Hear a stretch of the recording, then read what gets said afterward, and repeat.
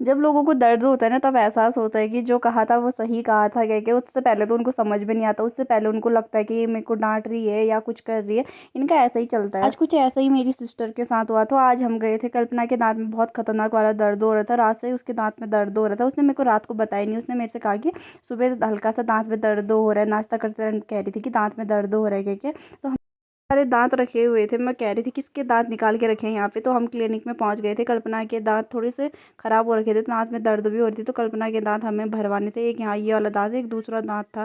फिर डॉक्टर ने चेक किया, डॉक्टर कह रहा था कि यहाँ पे भर सकते हैं, वैसे हम निकालने के लिए कह रहे थे, वो कह रहे थे कि भर लो, इससे अच्छा अभी दांत क्या निकालते हो। तो फिर हमने कहा ठीक है फिर भर दो, क्योंकि अब बाद में भी दिक्कत होती ना, अगर दांत निकाल देंगे तो बाद में दिक्कत होगी। तो हमने कहा ठीक है भर दो अभी। फिर यहाँ पे कल्पना के दांत भर दिए थे, उसको थोड़ा सा आराम मिला था। मैंने कहा कैसा हो रहा है, कह रही थी, वो कह रही थी अभी थोड़ा हल्का सा दर्द हो रहा है, लेकिन अभी 1 घंटे तक तो वैसे डॉक्टर ने कहा था कुछ खाना नहीं है, तो थोड़ा दर्द तो होगा, दवाइयाँ दे दी थी। फिर एक दीदी हमारे साथ आई थी, हम उनके लिए रुके थे, वो कह रही थी कि मेरे को डर लगता है कह के। तो फिर मैंने कहा चल कल्पना ठीक है, उनके लिए भी रुक जाते हैं। कल्पना के दांत भर के तो हमने वो कर लिए थे।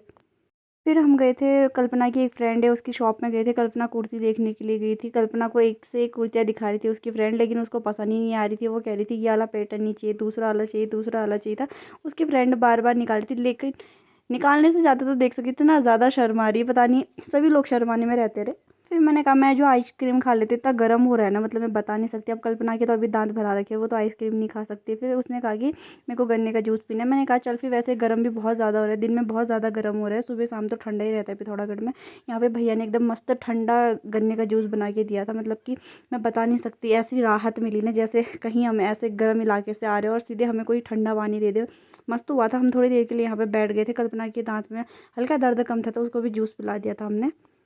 अभी भी देख सकते हैं जैसे कि सिलेंडर की दिक्कत अभी भी हो ही रही है। यहाँ पे गाड़ी, यहाँ पे ये भरे वाले और जो दूसरा है यहाँ पे सारी खाली थी, सिलेंडर मिलने में अभी भी दिक्कत हो रही है। फिर जैसे कि आज वट सावित्री का व्रत था, तो यहाँ पे सभी महिलाएं आ रखी थी, इतनी ज़्यादा भीड़ हो रखी थी, मैं सोच रही थी क्या है क्या है।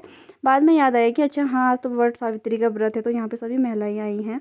फिर थोड़ी देर में रूम पे पहुंच गए थे। रूम पे पहुंचते ही इतनी खतरनाक वाली प्यास लगी थी, इतना पानी तो मैंने आज तक कभी नहीं पिया होगा, मतलब कि ये बता नहीं सकती, इतनी धूप हो रही थी, कब रूम पे पहुंचो कब पानी पीऊँ जो हो रही थी।